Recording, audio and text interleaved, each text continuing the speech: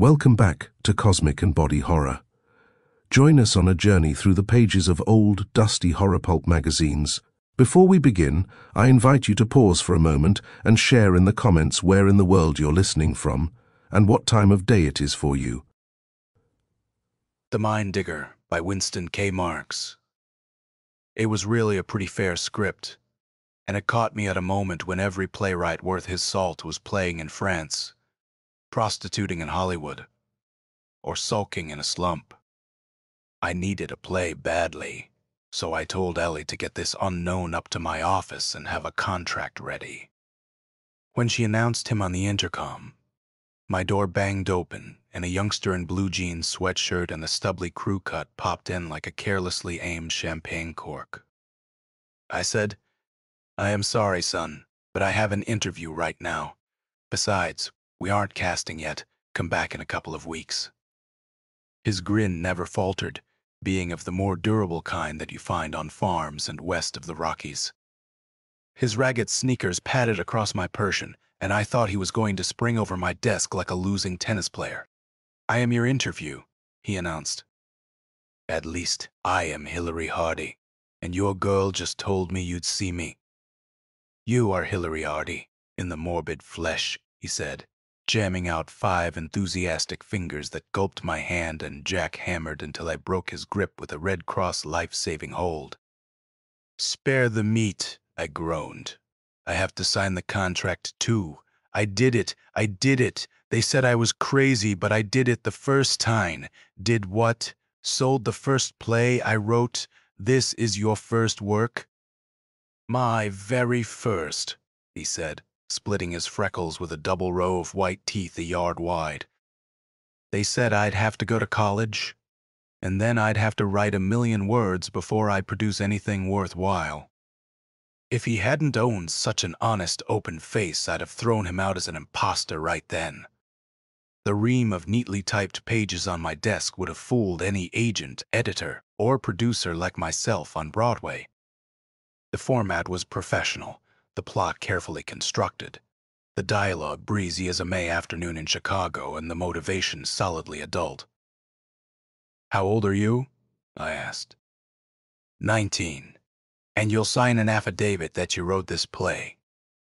"And it's an original work." "Certainly." The smile faded a little. "Look, Mr. Crocker, you are not just kidding about this contract, are you? Is the play really okay?" "That," I said, trying to restrain my own enthusiasm, "is only determined on the boards. But I am willing to risk $1,000 advance on your signature to this." I shoved the papers at him with my fountain pen on top. He didn't uncap the pen until he had read the whole thing, and while he pored over the fine print, I had time to catch my breath. His play competed rather well with the high average output of most professionals I knew. Not exactly terrific, but a relatively safe gamble as gambles go on the street of bright lights.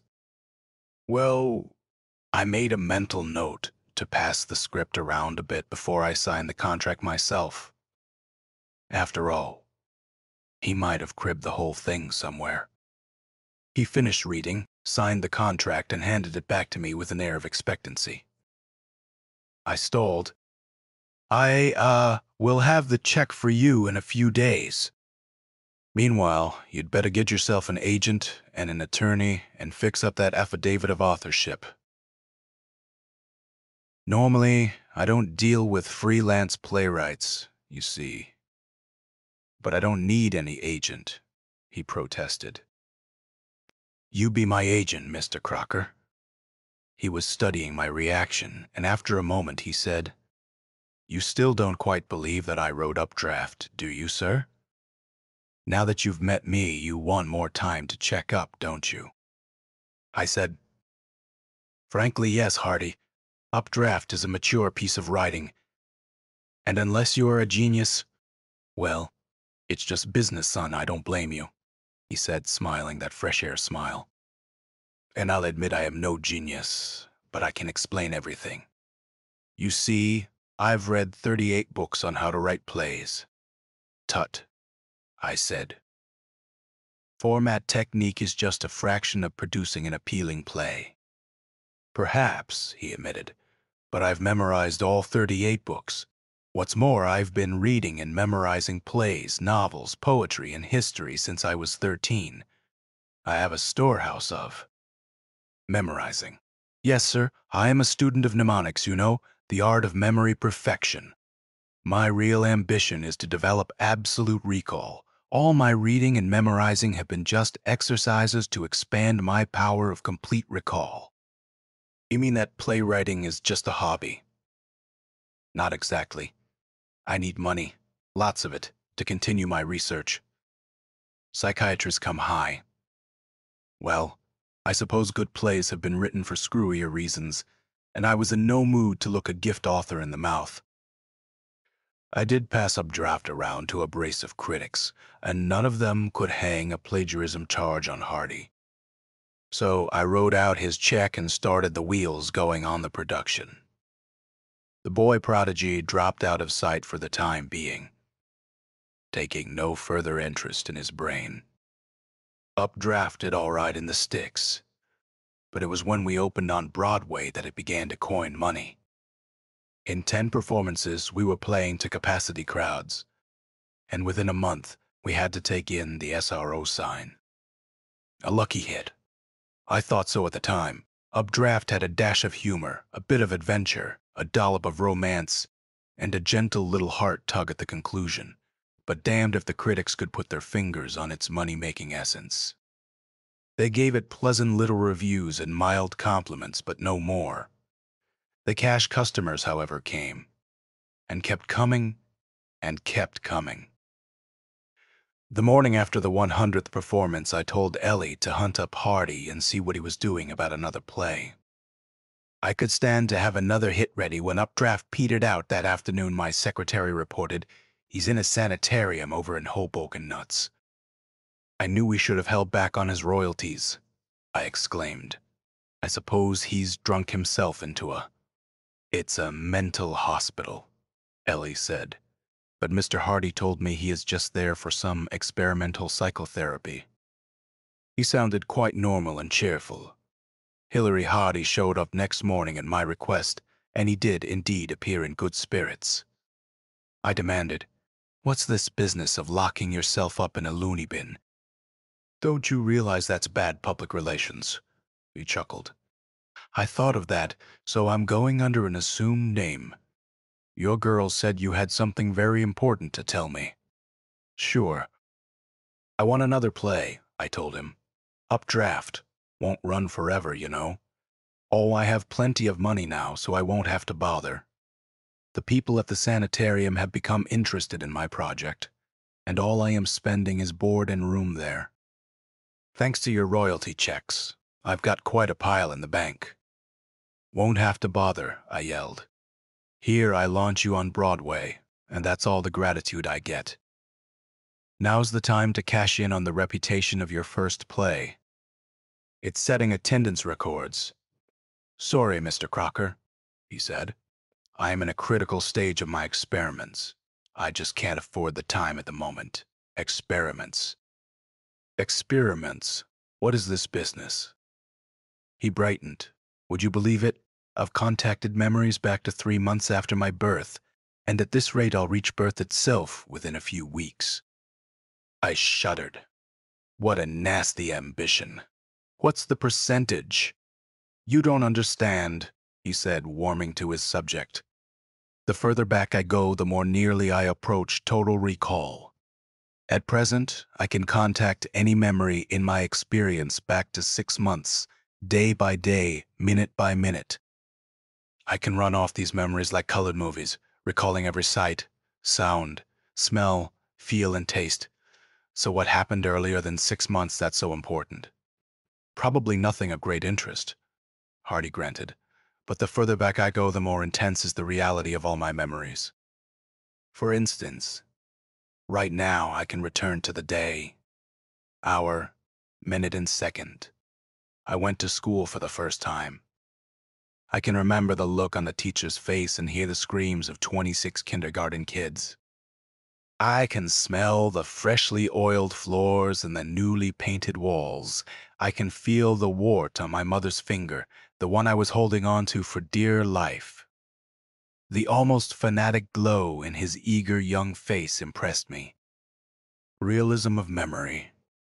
Could that be the essence of his successful first play? Did his down-to-earth touch account for Updraft's surprising audience appeal? I pleaded, "Don't let me down now, Hillary. I gambled thousands of dollars on your first play. If you can repeat, we'll both enjoy an even better payoff. Besides, have you looked into what your taxes will be?" Taxes? No, I really haven't, but I am sure I have enough to last another year. Sorry, Mr. Crocker, maybe later, but right at the moment. His broad-shouldered, lean, athletic form drifted through my door and was gone. 2 weeks later, Paradisiac arrived, typed on foolscap, uncorrected, with pencil notations and coffee spots on it, but it was bylined Hillary Hardy, and after a single quick scanning, I was overjoyed to pay the expense of transcribing it to more durable paper. The play was powerful, witty, and the motion stirring. It was a work of art, and on the last page was scribbled in the border, "I looked into my tax bill and found you were right. I am almost broke after Uncle Sam takes his cut, so here's the play you asked for. Hope you like it. Signed, H." There was a P.S. Expect to hit birth this week. When I phoned him at the sanitarium, asking for Sam Buckle, the name he had left originally with Ellie, he refused to come to the phone. So I wired him.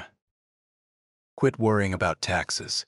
I accept your earlier offer to be your agent as well as producer. Good luck on your experiments."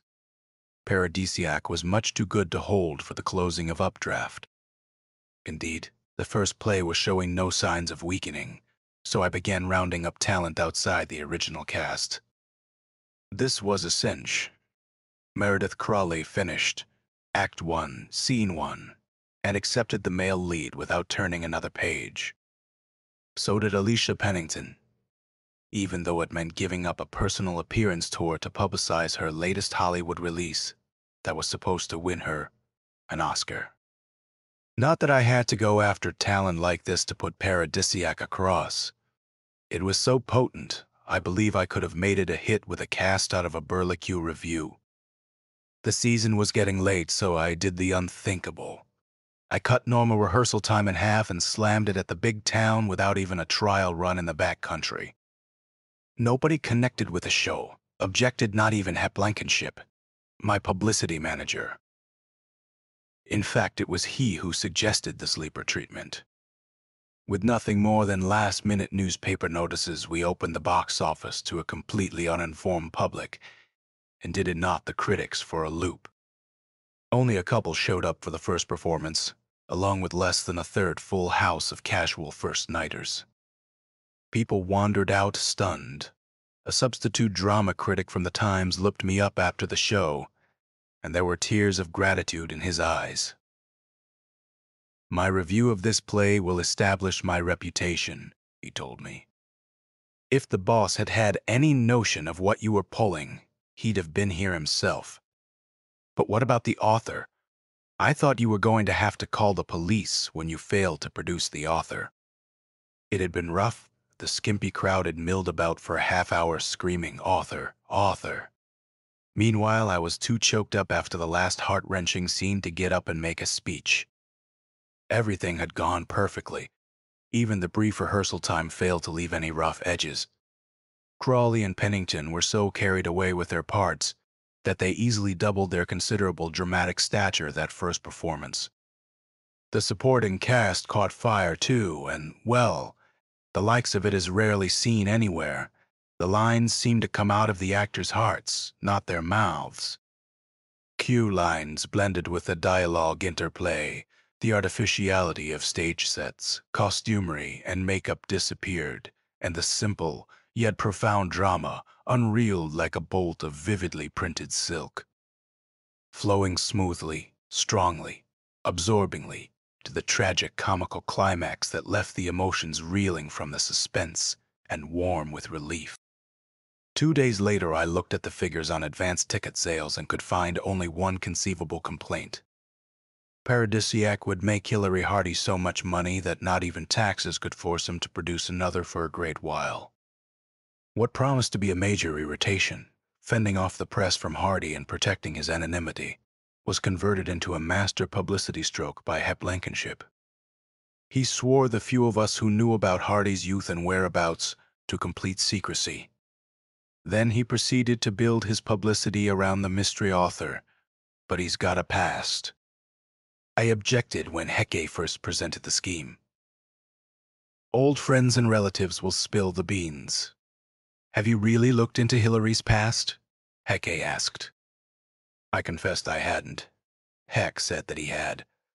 It developed that Hillary Hardy was not our boy's real name. In his passion for anonymity, he had been changing his name every time he changed locations, which was often. Heck had traced his background through 3 moves that brought the author across the country, but the trail petered out at a ranch in Wyoming where Hillary had worked a month as a cowhand. The mystery author gag worked. Inside of 2 weeks, our promotion expense dwindled to almost nothing. Columnists were fighting for the privilege of pouring out free copy on both plays. Some of their speculations as to Hardy's real identity were pretty fabulous. Winston Churchill, Noel Coward, and even a certain witty ex-presidential candidate for the Democratic Party.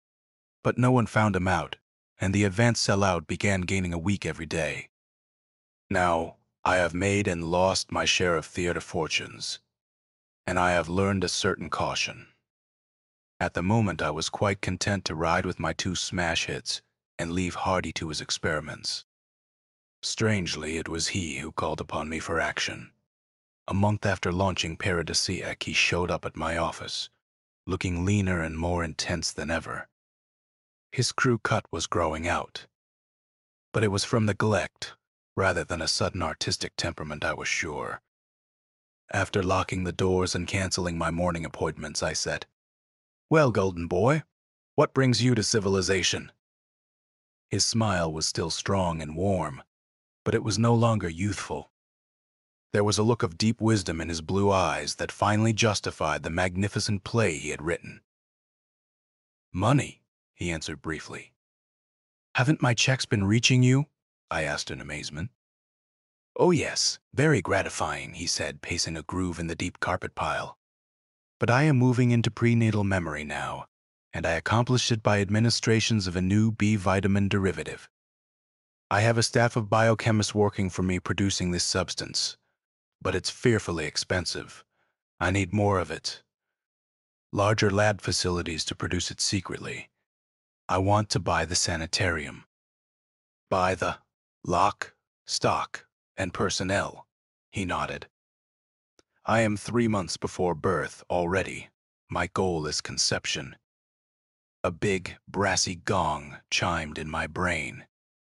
"That sounds like this Dianetics business that was going the rounds a while back." Hardy nodded. "In some respects, yes, but I have a single goal, total recall, and I am taking a more comprehensive approach. Psychotherapy helped a great deal, but I've traced out every angle of mnemonics, improved on most, and invented some new ones. The final problem is one of improving synaptic potentials and actual tissue tone in the brain. Biochemistry is giving me the answers. With enough of the new B vitamin derivative, I am confident I can reach conception and a totality of recall. But Hardy, what have you got when you get there?" I still say, "What's the percentage?" The look he gave me was puzzled but completely tolerant. "You raved to me about my last play, yet you don't see what I am getting at." He stopped pacing and sat opposite me with his muscular hands knotted into fists on my desk. "George," he said with quiet intentness, "I will be the first man since creation to have the full potential of his brain at his creative disposal. How do you figure that?" The brain has 3 principal functions. It can store information for recall. It can analyze and correlate this information, and finally it can synthesize creatively. Now the latter 2 functions are inherently dependent upon the quality of the first, or memory recall. As a truly thinking animal, man considers he has reached some acme of perfection because his brain is so superior to the lower animals. Actually, the real gulf is between what man has achieved and what he can achieve with his brain. The key lies in perfecting his recall. What good does it do to keep pouring in information when most of us are forgetting old things almost as rapidly as we are learning new ones? Of course, we don't really ever forget anything, but our power of exact recall grows fuzzy through disuse. Then, when we need a certain name or factual bit of information, we can't quite dig it up, or it comes up in distorted approximations. The same holds for calling on experience to help us with new problems. We may grasp the general lesson of experience, but most of the specific incidents of our lives are dulled in time. The lessons we paid dearly to learn are largely useless, so we go on making the same mistakes, paying the same penalties over and over again. I shrugged. Everybody would like a better memory, I suppose, but I've never known anyone to go off the deep end over it like you have. What more can you gain? Can't you visualize what it would be like to have even a short lifetime of knowledge and experience laid out in sharp detail of recall? Think of the new associations of thoughts and concepts that would be possible. Consider the potential for creating drama, alone. Every word ever read or spoken, every emotion ever conveyed, every gesture of anger, love, jealousy, pain, pleasure, all this raw material glittering brightly, ready to pour out in new conflicts, dramatic situations, sharp, pungent dialogue. He made me sense his enthusiasm, but I couldn't quite feel it. Would such a tremendous ability necessarily be good? Something about its immensity frightened me, and I didn't care to consider it for my own use at all. I said, "Don't get me wrong. If this is what's going into your playwriting, I am all for it, and what you do with your money is your own business. What do you propose?" "Can you absorb more of my work?" he asked abruptly. "I am your agent, aren't I? I'll peddle it if I can't use it myself," I told him. Not that I was so eager for the broker's 10% so much as I wanted to have the pick of his output for my own productions. I didn't know what I was taking on. He turned out his third play in just 10 days. 10 days, I said. I read to the bottom of page 2 and decided to hell with peddling this one. I produce it myself. B.I. got in the second gear on Beach Boy, however. Hillary sends a messenger over, with Madam President, a satire so sharp I knew it would make Call Me Madame look like Little Women. What do you do? There are just so many legitimate theaters in the city while I am pondering this, and negotiating with a Hollywood agent to maybe take Beach Boy off my hands. Along comes Red Rice, an epic novel of communist China that outbucked Pearl 100 heart-wrenches to 1. One phone call sold that one to Mullen, and when they got a look at the manuscript, they raised the advance to $10,000. This was not bad for a first novel, and I didn't resent my $1,000 agent's fee the summer was over. I was about ready to give up show business and become a one-author agent. Hillary was keeping 4 secretaries busy, taking dictation and transcribing. He never researched, never revised, never even glanced at the copy. I've known some prolific writers, but none could grind it out like Hillary Hardy, and it was good. Every piece was better than the last. His characters were strictly 3D right on paper and word pictures. When he mentioned bedbugs, you itched and bled. When the villain slugged the hero a low blow, you felt it in your guts. And when boy got girl, brother, turn up the house lights quick. I got so involved trying to produce 5 plays at once, making dickers with publishers and motion picture studios, fighting off television people and answering mail demanding a chance at foreign rights, that it was mid-November before I realized that it was over a month since I'd heard from the Golden Goose. In fact, Ellie drew my attention to it one morning. Hadn't you better call the sanitarium, she suggested. Maybe he had a breakdown or something. The thought chilled me. Not only had I sold Hillary's complete output to date, but I had a file full of contracts for future novels and movie scripts worth a couple of $1 million. I didn't phone. I went to Hoboken. In the outskirts, I found his private hospital, demanded to see Sam Buckle, and was told to sit down and wait. He was in therapy. 2 hours later, they took me to him. He lay on a hospital bed in his shorts, staring at the ceiling and the sweat all over him, like he had just stepped out of a shower bath. "Hello, George," he said, still looking at the ceiling. "Ah, kid. You sick or something?" He smiled a little. The surf at Monterey, the sun fading through the low morning mist, a golden ghost peering through the somber veil, and Julia beside me clinging to my arm, crying softly. "Hey, kid, I am in New Jersey." "Where are you?" I said nervously. He blinked. "In California, George. 2 years ago I am there. Do you understand? I am really there." It was a little embarrassing. I felt like an intruder on a beach picnic. "Well, Hillary, that's just fine," I stammered. "I suppose that means that you've done what you set out to." "That's right." He nodded slightly. "Total recall, George. Every instant of my existence refiled under urgent.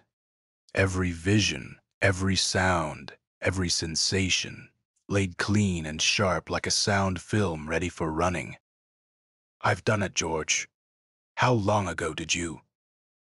3 weeks ago, I began heavy dosing with the vitamin. Today, just this last hour, I reached back into prenatal to the first instant of my cellular existence.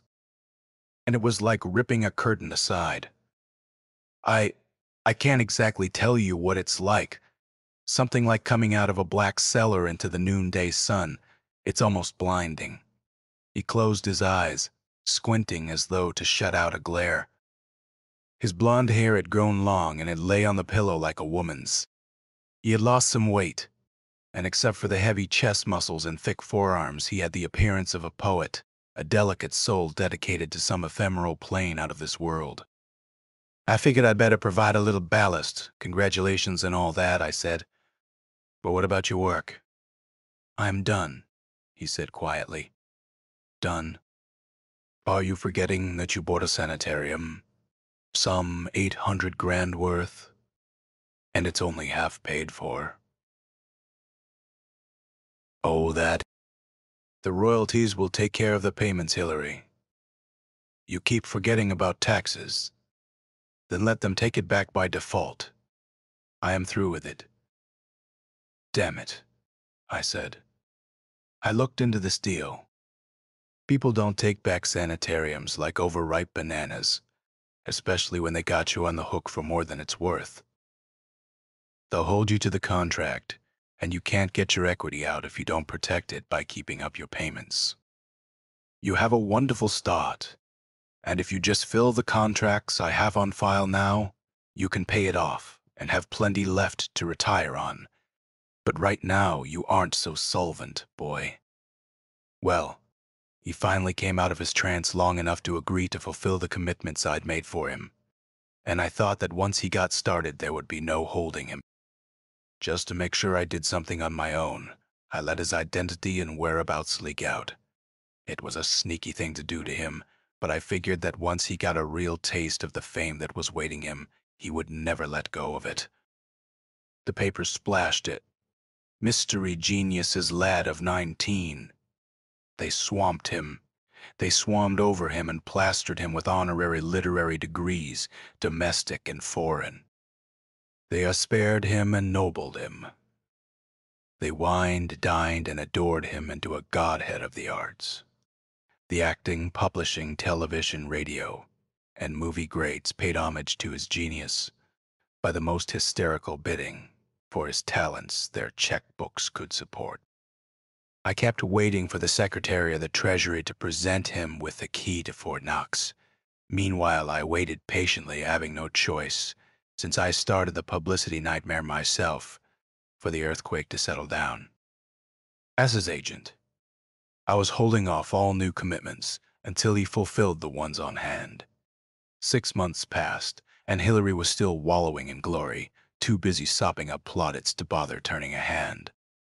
Finally, I sent a goon squad after him and dragged him to my office. He arrived in a $400 suit and a $50 tie. Each cuff was decorated by a diamond link and a Hollywood starlet. I shooed out the excess and came to the point. "Recess is over," I said gently.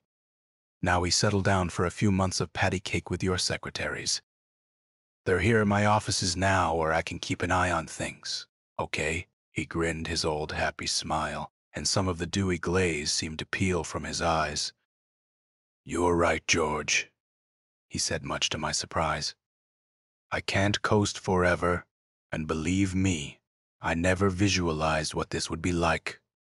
It's wonderful. The world is at my feet, George. At my feet." I had pegged him right. But after all, who could resist the accolade he had received? For all his monomania on this business of mnemonics, he was a red-blooded boy with active glands and youthful corpuscles. To my further delight, he threw off his imported suit coat and said, "I am ready right now. Where do we start?" I broached the file and studied my priority list. First off, Oscar wants a play. That'll take a week or two, I suppose. Then I have an assignment for a serial. I outlined about 3 months' work for him, or what would have been 3 months' work last summer.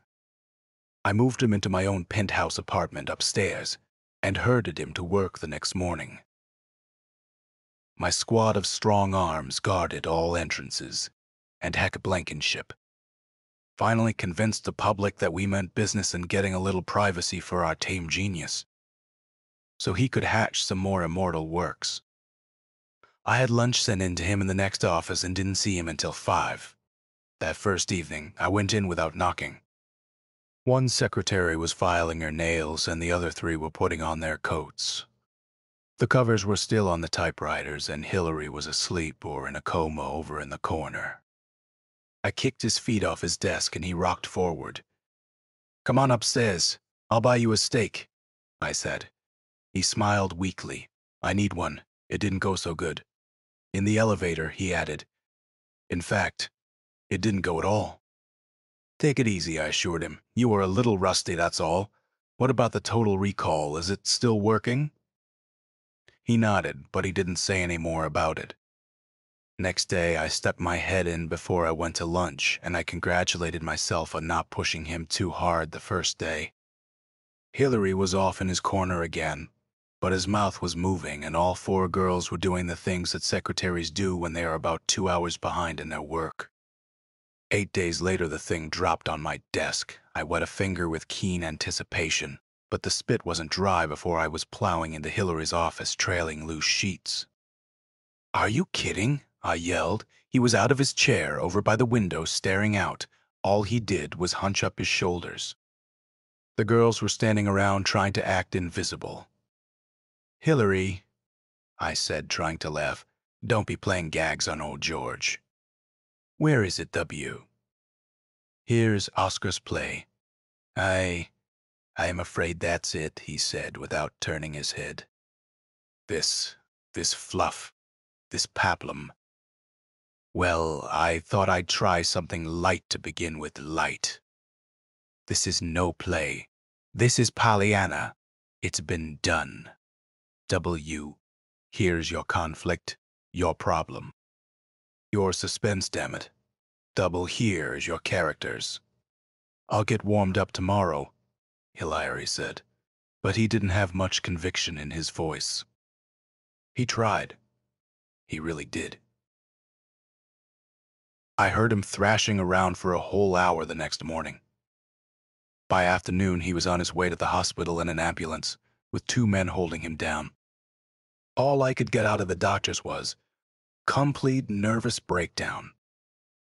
I finally found a hard-up intern and bribed him to spy for me. He reported that Hillary had the whole staff stumped. He was acting more like a dope addict, with withdrawal symptoms or a drunk with the disease. I got in touch with Hillary's sanitarium. The head psychiatrist was in Europe, so I cabled him and flew him back. He took over, and pretty soon I had the word I dreaded. "Your wonder boy will recover," he told me. But that's a wonder in itself. I presume he told you of his experiments to achieve total recall. I said yes.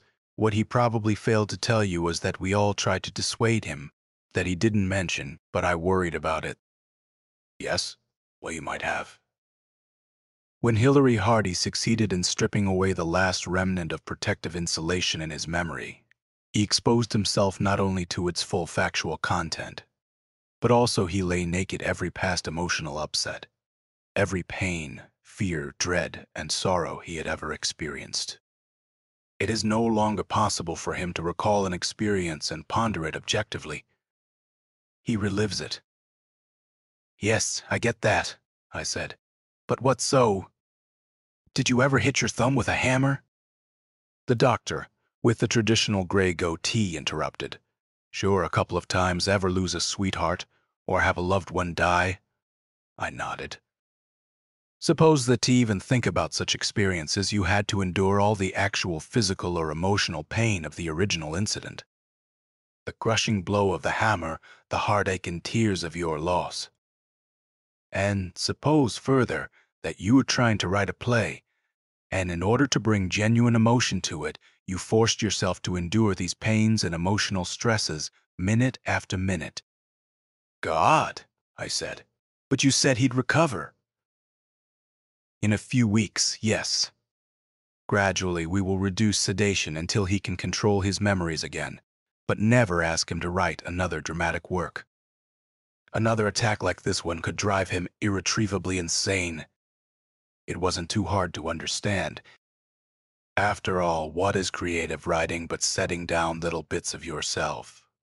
And the demands of literature are for human problems, conflicts, struggles. Young as he was, Hillary was no different from the rest of us.